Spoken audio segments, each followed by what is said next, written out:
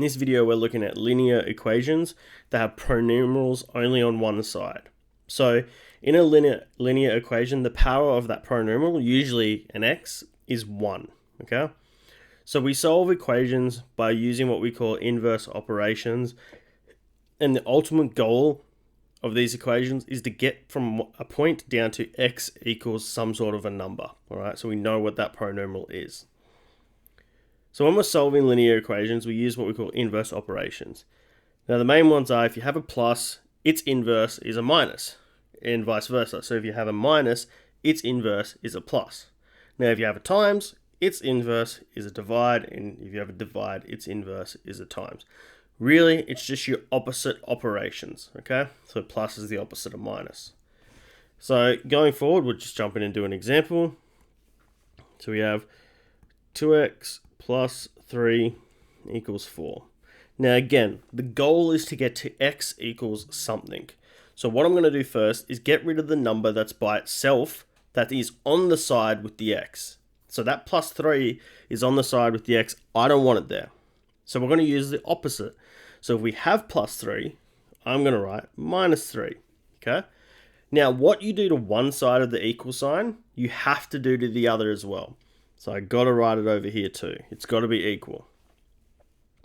The reason we do this is because now that plus 3 and that minus 3, they cancel out. They're no longer there. So then I go to a new line of work and I say, well, 2x we haven't touched, so I can rewrite that. We still have that equal sign, but now I have 4 take away 3, which is 1. All right. Next thing I do is I need to get rid of that 2. So how I do that is, remember 2x is the same as having 2 times x. So we're going to do the opposite of times, which is divide. So we're going to put divide there. But again, what you do to one side, you have to do the other.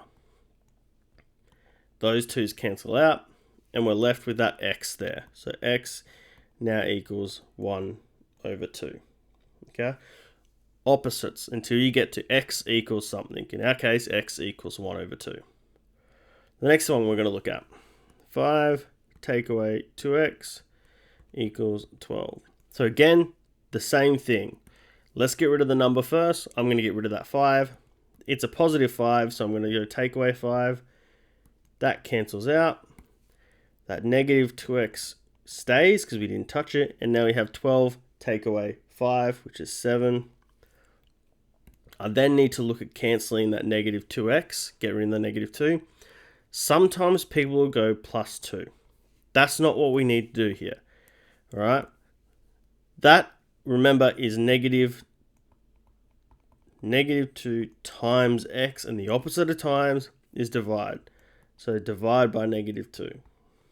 That cancels that out. We're left with x equals 7 over negative 2. Okay. Now we have a fraction involved here.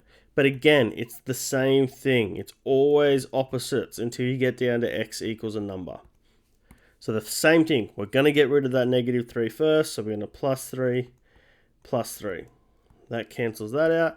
I'm left with x over 4 equals 10.